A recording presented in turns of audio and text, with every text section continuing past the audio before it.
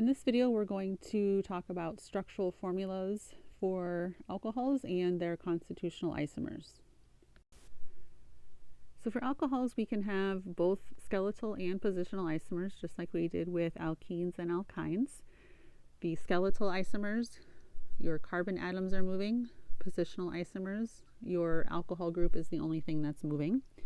So if we compare these three structures to each other, the only thing that's moving is the alcohol group. The carbons are all staying as pentanol, so the 5-carbon chain, and the alcohol is moving.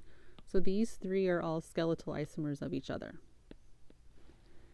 If I want to compare these two structures to each other, here we're going from the 5-carbon chain to a 4-carbon chain with a methyl group. So these are going to be skeletal isomers. I made a mistake earlier. These are not skeletal. These are positional. I'm sorry. The only thing moving is the position of the alcohol group.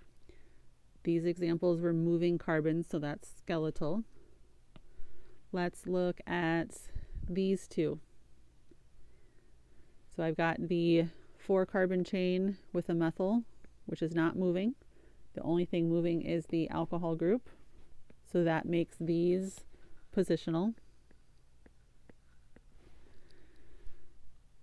I could compare all of these to each other. I'm just picking some random ones to compare. If I look at these two, we're going from the 4 carbons with a methyl group to 3 and 2 methyl groups. So these two compared to each other are going to be skeletal. Same definitions as we did with alkenes and alkynes. Skeletal isomers, your carbons have to move. Positional isomers, only the alcohol group is moving. So here's some examples. See if you can identify each of these as what type of isomer to 2-pentanol. So we first want to know what 2-pentanol looks like. So there's your 5, and there would be the oxygen on carbon 2.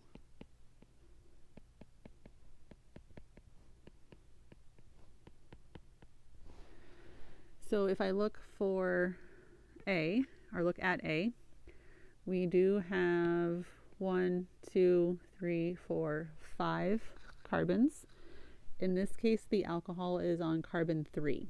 So we still have the 5-carbon chain, so carbons aren't moving, but the alcohol group did move. So this is going to be a positional isomer, which is a type of constitutional isomer. If I look at B, 1, 2, 3, 4, 5 again.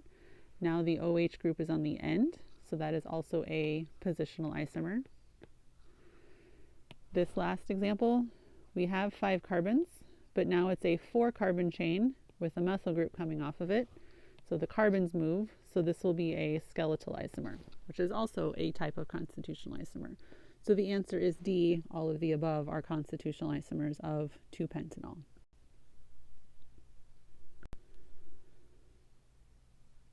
In this example, I want you to draw one positional isomer and one skeletal isomer of 3-methyl-2-heptanol. So pause the video and see if you can do this. All right, so 3-methyl-2-heptanol, we've got the 7 carbons,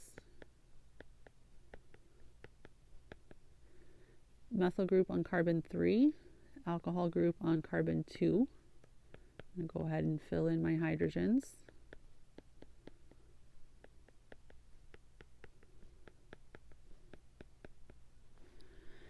A positional isomer means all I can move is the alcohol group, so I still need to have the, so I'm going to hold off on the hydrogen here for a second. I'm going to go ahead and put all my carbons together. Still have to have the 7 across.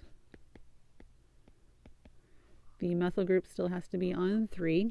Now I'm going to move the alcohol. So I can put it anywhere except where it was. So I'm going to put it down here. You could have put it anywhere else for that matter. So here's one example of a positional isomer for the 3-methyl-2-heptanol.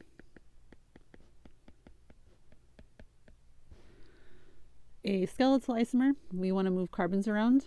So here, as long as you have 8 carbons total in your alcohol group somewhere, and it's not identical to the first one that you drew, it's a perfectly correct skeletal isomer. So the easiest to do is, instead of having 7 with a methyl, just go ahead and put all 8 in a row.